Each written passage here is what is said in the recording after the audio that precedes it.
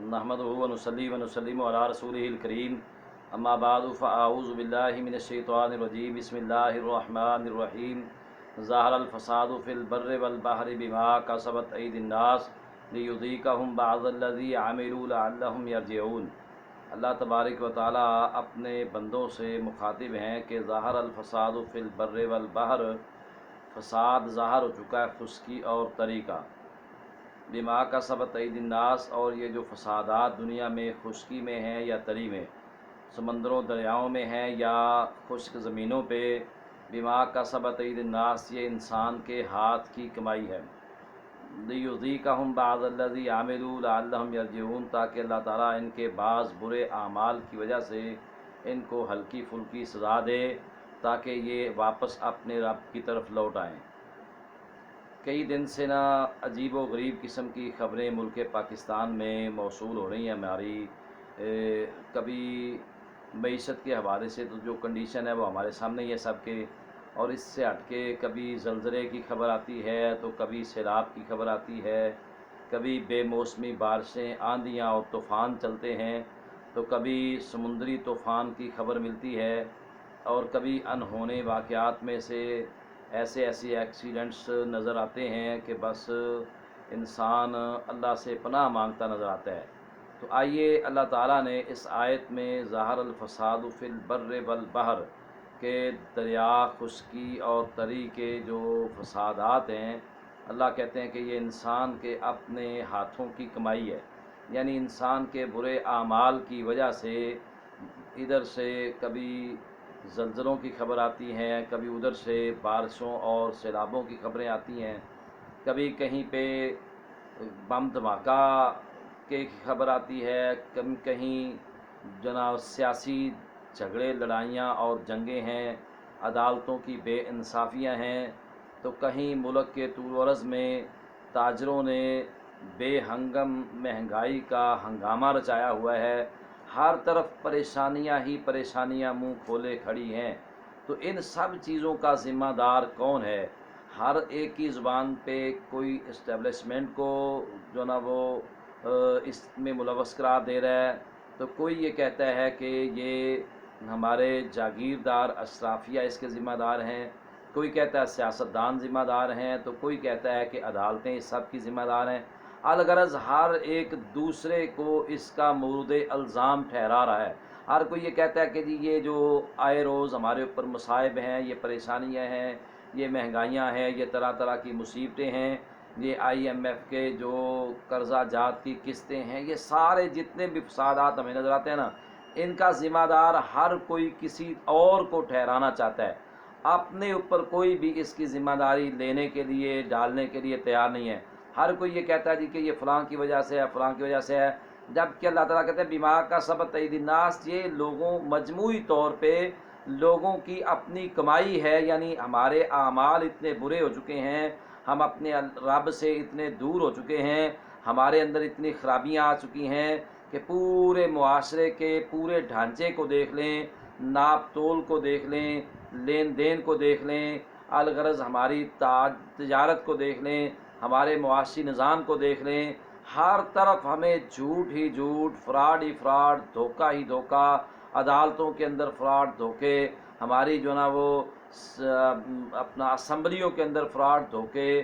الغرض جہاں بھی جس بھی تم محکمے کو چھیڑ کے دیکھو گے وہاں پہ ہر طرح کی برائی ہمیں وافر مقدار میں نظر آتی ہے۔ تو اللہ کہتے ہیں یہ تمہارے اپنے برے اعمال کی وجہ سے اللہ تعالیٰ کی طرف سے تمہارے اوپر یہ چھوٹے چھوٹے عذابات کی صورتوں میں اللہ کی طرف سے نشانی آ رہی ہیں، لیذیقہم بعض الذی لعلہم یرجعون، ہم یہ تمہیں اپنی طرف سے ایسی ہلکی پھلکی سزائیں دے رہے ہیں تاکہ تم واپس اپنے رب کی طرف پلٹاؤ۔ تو ہمیں اپنے رب کی طرف پلٹنا ہوگا۔ یہ ابھی حالیہ دنوں میں ہونے والے معاملات میں سے میں ایک دو باتیں عرض کرتا ہوں۔ ایک دن میں خبر پڑھ رہا تھا کہ ایک طرف موت کی خبر لگی ہوئی تھی کہ ایک بندہ نماز فجر پڑھا رہا ہے،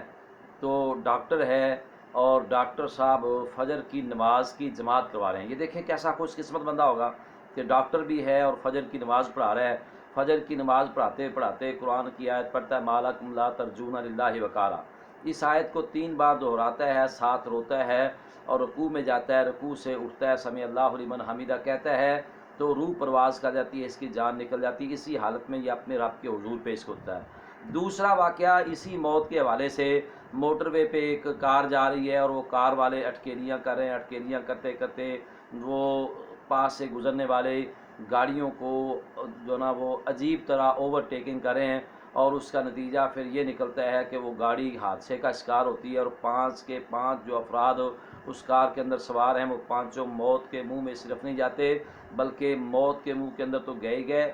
تو گاڑی کو آگ لگتی ہے اور وہ پانچوں کے 5 جل کے خاک ہو جاتے ہیں۔ دوسری موت کا یہ کتنا جو نا بھیانک جو نا وہ سین تھا۔ اب اس سے آگے بڑھیے، پھر خبر آتی ہے جی کہ ہمارے سمندر کے اندر طوفان آ گیا، اس کی وجہ سے کتنی ملک کے اندر ہلچل مچی۔ پھر یہ خبر آتی ہے جی کہ اپنا موٹر وے پہ ایک حادثہ ہوتا ہے، بس اسلام آباد سے جھنگ کی طرف روانہ ہے، تو اس بس کی بریک فیل ہونے کی وجہ سے اپنا سالٹ رینج میں قدر کہار کے پہاڑ کے اوپر یہ بریک فیل ہونے کا جو سانحہ پیش آتا ہے، اس کی وجہ سے کتنی اموات ہوتی ہے اور کتنا بھیانک جو نا یہ ایکسیڈنٹ ہے۔ تو یہ ساری چیزیں ہمارے سامنے ہیں، یہ ساری پریشانیاں ہمارے سامنے منہ کھولے کھڑی ہیں، تو اس کا حل کیا ہے؟ اللہ کہتے ہیں لیذیقہم بعض الذی عملوا لعلہم یرجعون، ہم تمہارے بعض اعمال کی وجہ سے تمہیں یہ چھوٹی چھوٹی نشانیاں دکھاتے ہیں، لعلہم یرجعون، تاکہ تم واپس اپنے رب کی طرف پلٹ آؤ۔ تو آئیے ہمارے پاس یہ وقت ہے کہ ہمیں اللہ تعالیٰ نے توبہ کا موقع بھی دیا ہوا ہے، ہم استغفار بھی کر سکتے ہیں، تو ہمیں اپنے رب کی طرف رجوع کرنا چاہیے، اور کیونکہ رب بھی یہی چاہتے ہیں لعلہم یرجعون، تاکہ تم اپنے رب کی طرف پلٹ آؤ، لوٹ آؤ۔ تو پاکستانیوں، ہمیں سب ایک کو توبہ کی ضرورت ہے، ہمیں اللہ تعالیٰ سے معافیاں مانگنے کی ضرورت ہے، صرف زبان اور کلمات کی حد تک نہیں، اپنے سچے دل سے معافیاں مانگنے کا وقت ہے۔ ملک پاکستان کے حالات انتہائی بھیانک ہیں، خطرناک ہیں، آئے روز جو سیاسی معاملات کو دیکھتے ہیں تب خطرناک نظر آتے ہیں، ہم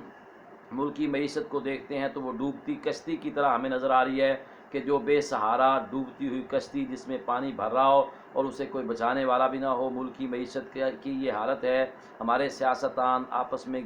جو نا دست و گریبان ہیں، اور عوام آپس میں دست و گریبان ہے، ہر کوئی دھوکہ فراڈ دہی اور ہر کوئی جو نا دوسرے کو لوٹ لینے کے چکر میں ہے۔ تو یہ سب گناہ ہم کو چھوڑنے ہوں گے اور اپنے رب کی طرف رجوع کرنا ہوگا۔ اللہ تعالیٰ ہم سب کو اللہ تعالیٰ کی اس دی ہوئی اس تنبیہ